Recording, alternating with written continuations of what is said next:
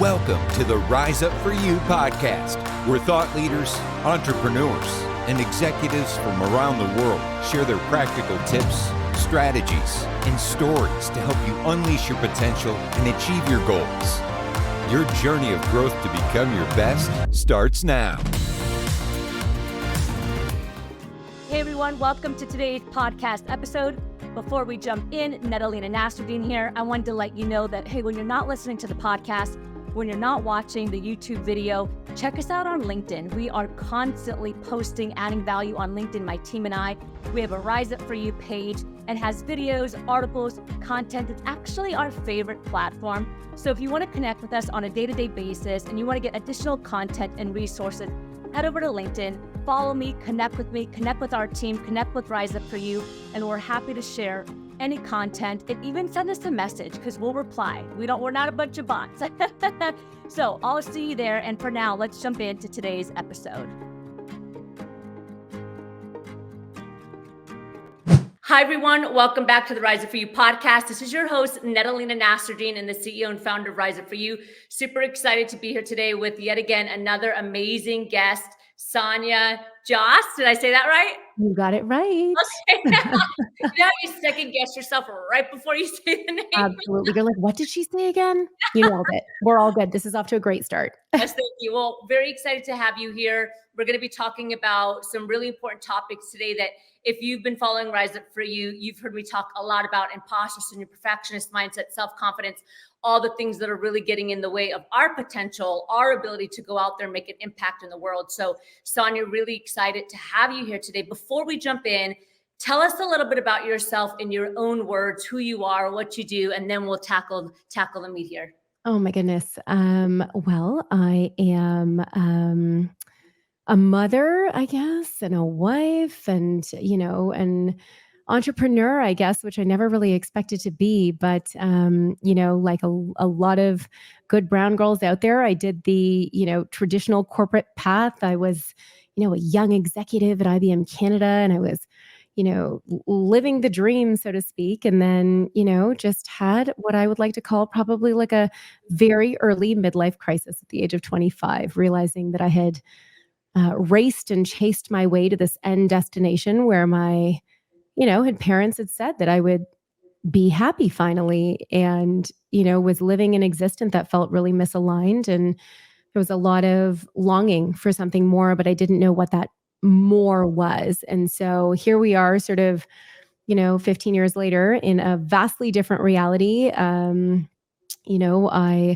am an author, I'm a speaker. As I was reading your bio, I was like, oh, we've done so many of the, same sort of things in the same area. So it's so lovely to connect. But, author, speaker, focused on mindset and wellness, really helping people just get unstuck and get off the hamster wheel of their bodies, their lives, just every aspect of, I think, what so many of us deal with, because, we've bought into a formula that doesn't necessarily feel aligned to who we really are.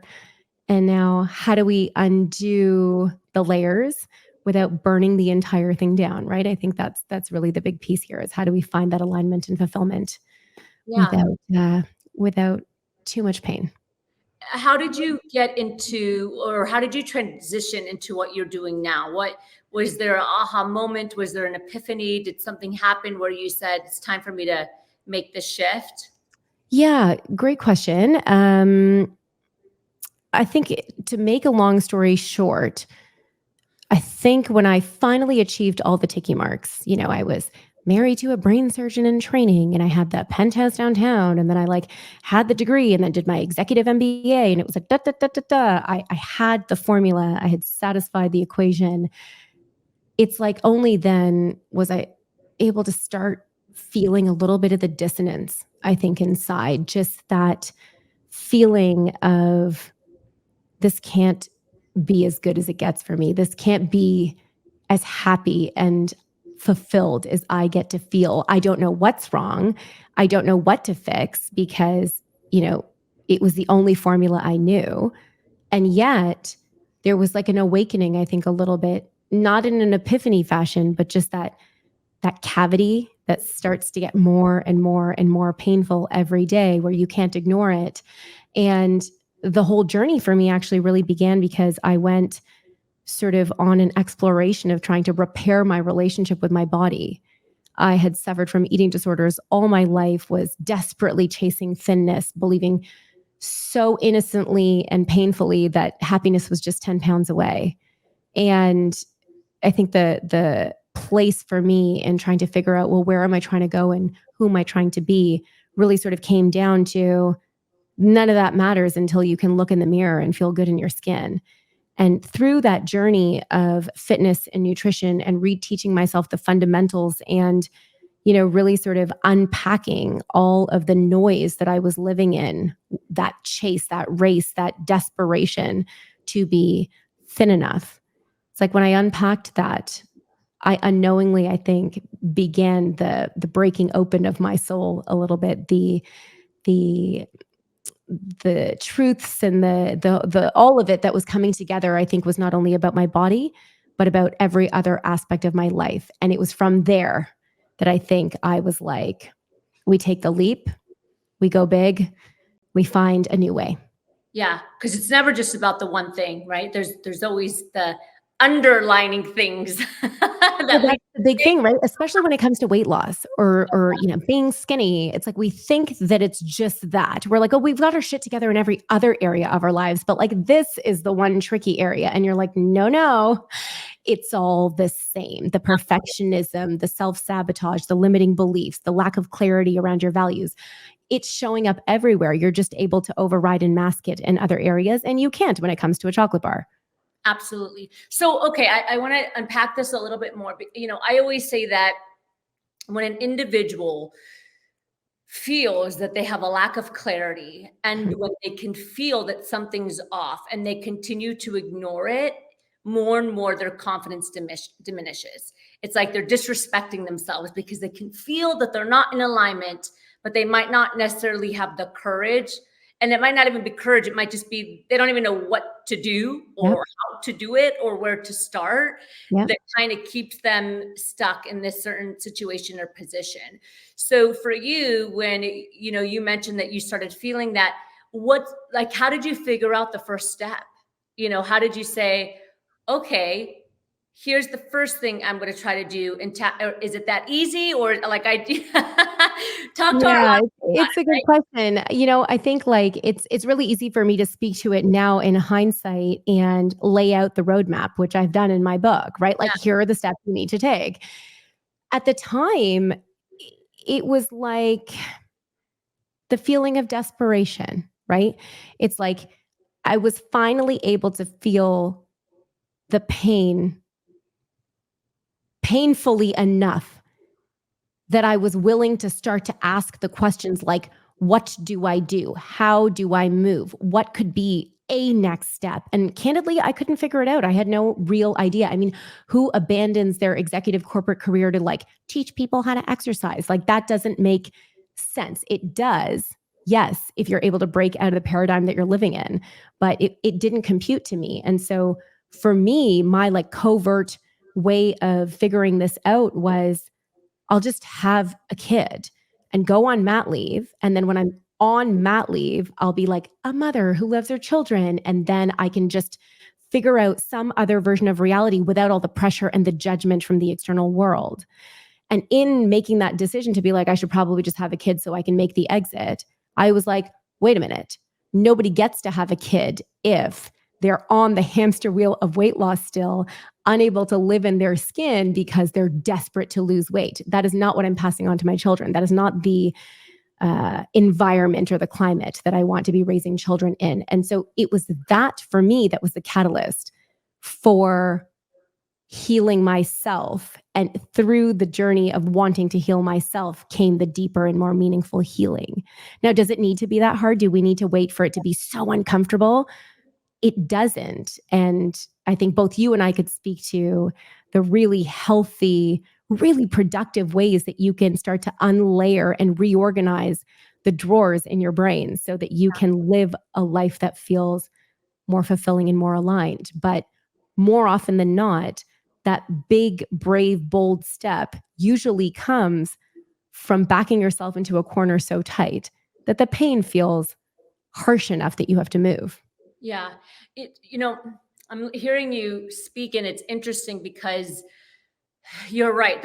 Especially in today's world, there's so much consumption, and there's so much there's different narratives around every area of your life. Yeah. There's multiple narratives around health. There's multiple narratives around what success means. There's multiple narratives around, parenting and what your life should look like. And the list goes on and on and on and on and on. And so many individuals are just trying to do the right thing according to what they think is the right thing, or what it should be according to what they're hearing and seeing and feeling. Yep. And, that's really challenging for people to get into, I would say, a space of real self-confidence and real alignment where you can say, it's not about all of this stuff that's happening on the outside. That takes a lot of courage to go against the grain, right? It takes a lot of courage to say, you're saying this is success, but I actually want to go do this, Mm-hmm. the opposite. But that takes Yeah. a certain level of self-confidence, and it takes a certain level of feeling enough, just Yes. feeling enough simply because, not because anyone, is giving you anything or external validation. Do Absolutely. you have any strategies or just any insight on that? Because I know you're working with a lot of clients. You've also done, a TED Talk and whatnot. What is your professional and your experiential insight that you can share with our audience? Well, I think, there is so much to unpack when it comes to self-esteem and self-confidence and self-worth. And I think we use terms like self-esteem and self-worth like they're the same thing when Yeah. they're not. And it's really important to understand the difference, because you may have or be able to perform what looks like healthy self-esteem or healthy self-confidence, when your self-worth, the intrinsic value that you carry as a human being, even if you're not doing anything, that is a very different underpinning. And I think just having the curiosity is a great place to start. So many of us in this day and age, especially with our like 4-second TikToks and then our like 9-second this and the quick hacks to, all that stuff that we're doing all the time. We're so eager to fill the gap, fill the gap, fill the gap, do the strategy, affirmations on top of everything. Amazing. But if you're not willing to get curious and really connect with what is true, what are the narratives? What are the stories? What lies are you telling yourself? Where are those limiting beliefs coming from? Where are you performing? Where do you feel aligned? When do you feel like the highest version of yourself? I think it's in asking those questions, or beginning to ask yourself those questions, that you'll find that you start to collect data throughout your experiences, throughout your days. It's like it becomes a feedback loop that you can start to work with. I think it's really difficult to be like, well, here's how you build confidence, like do mirror work. Maybe if that's what you need. But I think the first and most important piece of advice that I can offer anyone is pause from the high performance long enough. Give yourself just enough space that you can start to at least like hear the quiet whispers and the quiet voices, so that you can start to delineate whose voices are there. Where do you start and where do they stop? Because it's only then that you can get the clarity around, your highest self, that vision for your future. It's the only way that you can start to build positive narratives that are precise and not just vague platitudes like live, laugh, love, like love yourself because you're the only one who's going to be there in your life. Like all of the other Instagram stuff that we read, right? It's like, to really be able to do the work, you have to first figure out how messy is your closet. And so I think that to me feels like the honest answer, not the 3-step answer, but you have to be willing to look. You have to be willing to hear. You have to be able to understand. You have to be willing to connect. Once you do, I believe, yes, through your book, through my book, through all the books, there are frameworks that you can use to be able to make the mindset work a little bit cleaner, easier, more productive with some solid output. But really, with that connection and with that understanding and that awareness, the answers will come. you will develop that sense of confidence, that sense of being, that sense of self-worth, because you will no longer be faking your way through it. You will be getting to the crux, the essence of who you are. And that's when you're confident. That's when there's worth. That's when there's value. I really appreciate and like that answer a lot, because I do believe that people think it's easier than it is because of these bite-sized little quotes and stuff that you see on social media, and the 5-step blueprint where you just jump out of bed and go and motivate yourself. Wake up at 5 o'clock in the morning and then drink 3 glasses of water, do a workout, meditate, and do affirmations. You're successful, and you're like, no. You're tired. Yes, but that I would say the curiosity to start asking those questions to yourself, and then also the commitment to create shift, because I'm sure you and I know that there are a lot of people that I just saw this, speaking of quotes, I just saw this message, but it was pretty true that, people want the cake, right? People want the cake, but God will give you the batter, the spoon, the bowl, the oven, the glove, the mitten, all the decorations to put on top and everything, but you'll look at that and walk away. Totally. But you got everything you need to make the cake.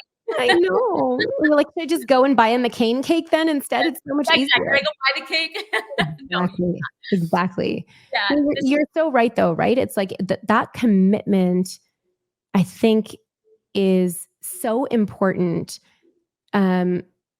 It's that resilience, the tenacity, and that ongoing dedication to whatever it is that you're envisioning for your highest self. And it's not the same thing for all of us, but I think for so many of us high-performing people, we get so caught up in the doing. We're in such doing mode that we're really not connecting to the real stuff that's going to build us out into these beings with purpose and impact and connection with ourselves and others, right? Like, and I think that's the piece that's sort of getting lost again. It was like it was coming back to it, and then we sort of deviated away again when heroin chic came back all of a sudden, and you're like, I don't know what's happening anymore. Yeah, exactly. I love that. Sonia, this has been a really great conversation. Definitely would love to have you back on. I'd love to jump into the power section of the interview. Yeah. Where I just ask some rapid fire questions. You give me rapid answers. Sure. So first question is, if you can leave the world with one final message, we call it our golden nugget, what would that be for you? Have the courage to feel. And you may or may not know, but here at Rise Up For You, values are really important for us. What's one value that's a non-negotiable for you? Vulnerability. And lastly, before I ask the final question, where can we connect with you? Where can the audience find you? Check out your book, your TED Talk. We'll also put it in the show notes as well. So sweet of you. SoniaJhas.com, and then Instagram, just slide into those DMs. It is actually me. I am there and I'm open for all the conversations. TED Talk is somewhere online, and the book is sold everywhere books are sold. It's called I'll Start Again Tomorrow and Other Lies I've Told Myself. Beautiful. Thank you so much for joining us. Last question. As you know, we are Rise Up For You. What comes to mind when you hear that phrase? Strength and integrity. I love it. Thank you so much for joining us today, Sonia, and sharing with our audience. Such a pleasure. And what you've built is just incredible, so inspiring. So thank you. Thank you so much. And thank you everyone for joining us again today for the Rise Up For You podcast. Every single week, we are bringing you amazing episodes with awesome change makers, executives, entrepreneurs, influencers around the world that have one mission in common, and that is to push your potential and elevate the human condition. So we're grateful that you're here with us, and we will see you next week. Thank you, Sonia. Thank you. Imagine a life where you can have it all: a booming career, fantastic love life, great health and success, and overall achievement and happiness. Imagine pushing your potential to your absolute best and every day living a life that you are proud of. Well, if this sounds like something that you're yearning for, then the Rise Up For You Growth membership is perfect for you. My team and I believe in supporting you and helping you get to the next level, because we know that you can do and have what it takes to be your best. When you join our membership, you get access to live trainings every single month with myself and our team. You get free coaching. You get a number of on-demand resources to help level up your success that you can use in the comfort of your own home, and you get access to our global membership around the world full of like-minded professionals that are looking to be their best. Your time is now to push your potential and live the life that you want to live. So if you're ready to take the next step in your life and in your career, join the Rise Up For You Growth membership. Click below and we'll see you there.